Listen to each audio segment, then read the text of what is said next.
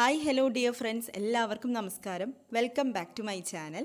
ഇന്ന് ഞാൻ വന്നിട്ടുള്ളത് ജാമിൻ്റെ റെസിപ്പി ആയിട്ടാണ്.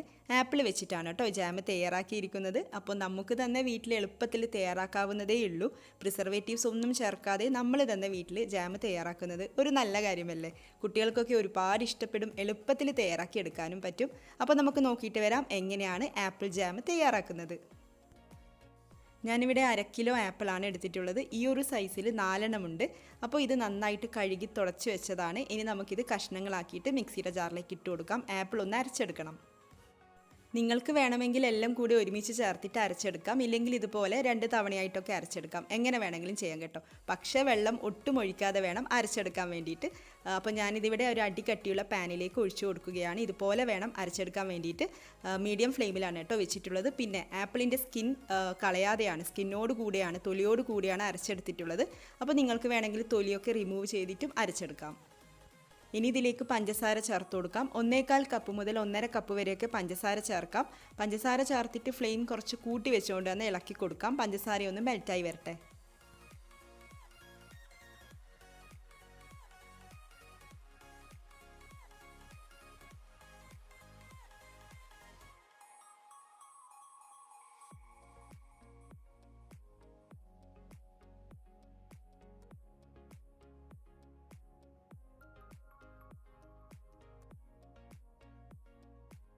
പഞ്ചസാര മെൽറ്റായി വന്നിട്ടുണ്ട്. ജാമിൻ്റെ കളറൊക്കെ കുറച്ചുകൂടി ഒന്ന് ഡാർക്കായി വന്നിട്ടുണ്ട്, കാണാമല്ലോ അല്ലേ. അപ്പോൾ ഒരു നല്ല ഫ്ലേവർ കിട്ടാൻ വേണ്ടിയിട്ട് ഇതിലേക്ക് പട്ട കഷ്ണങ്ങളാക്കിയത് ചേർത്ത് കൊടുക്കാം. വീണ്ടും നന്നായിട്ട് ഇളക്കി കൊടുക്കാം.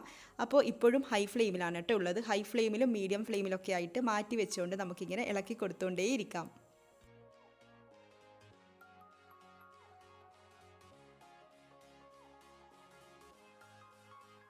ഇപ്പോൾ ജാമിൻ്റെ ഉള്ളിലായിട്ട് വലിയ ബബിൾസൊക്കെ വന്നിട്ടുണ്ട്, കാണാമല്ലോ അല്ലേ. അപ്പോൾ ഇതിങ്ങനെ നന്നായിട്ട് പൊട്ടിത്തെറിച്ചുകൊണ്ടിരിക്കുന്നുണ്ട്. ഈ ഒരു സമയം ഫ്ലെയിം നന്നേ കുറച്ച് വെക്കാം, ഇളക്കി കൊടുക്കേണ്ട ആവശ്യമൊന്നുമില്ല. അപ്പോൾ നമ്മുടെ ജാമിൻ്റെ ഉള്ളിലെ വെള്ളമൊക്കെ ഒന്ന് നന്നായി വറ്റി വരട്ടെ. പിന്നെ വലിയ പാത്രം അല്ലെങ്കിൽ നമ്മുടെ കയ്യിലും ദേഹത്തൊക്കെ തെറിച്ച് വീഴാൻ വേണ്ടിയിട്ട് ചാൻസ് ഉണ്ട്. അപ്പോൾ ഒന്ന് ശ്രദ്ധിക്കണം കേട്ടോ.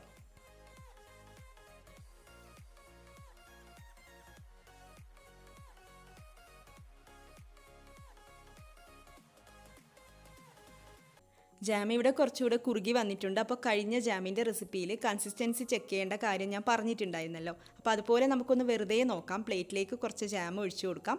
എന്നിട്ട് ഇങ്ങനെ ഒന്ന് ചെരിച്ച് കൊടുത്ത് നോക്കാം. ഇത് ഇവിടെ ഇങ്ങനെ ഒലിച്ചിറങ്ങി വരുന്നുണ്ട്. അപ്പോൾ കുറച്ചുകൂടി ഒന്ന് റെഡിയാവാനുണ്ട്. നമുക്ക് വീണ്ടും ഇളക്കി കൊടുക്കാം.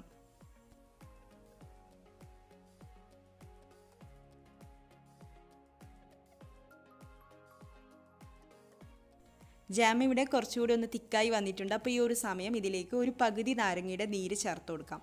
നമ്മുടെ ജാമിലേക്ക് കൂടുതൽ പഞ്ചസാര ചേർത്തതാണല്ലോ. അപ്പോൾ പഞ്ചസാര ജാമിൻ്റെ മുകളിൽ ക്രിസ്റ്റൽ പോലെ ആവാതിരിക്കാൻ വേണ്ടിയിട്ടും പിന്നെ ഒരു ചെറിയൊരു പുളിപ്പ് ടേസ്റ്റിന് വേണ്ടിയിട്ടും ജാം പെട്ടെന്ന് കേടാവാതിരിക്കാൻ വേണ്ടിയിട്ടൊക്കെയാണ് കേട്ടോ നാരങ്ങ നീര് ചേർത്ത് കൊടുക്കുന്നത്.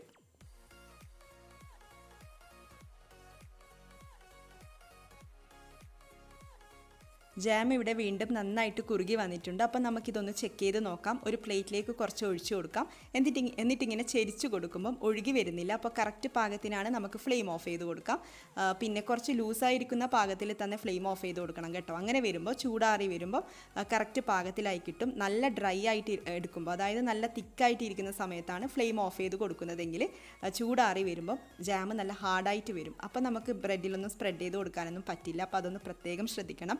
ലാസ്റ്റ് നമുക്ക് ജാമിൽ ചേർത്തിട്ടുള്ള പട്ടയൊക്കെ അങ്ങോട്ട് എടുത്ത് കളയാം കേട്ടോ. ഇനി അതിൻ്റെ ആവശ്യമൊന്നുമില്ല. അപ്പോൾ എല്ലാവരും ഇതൊന്ന് ട്രൈ ചെയ്ത് നോക്കണം.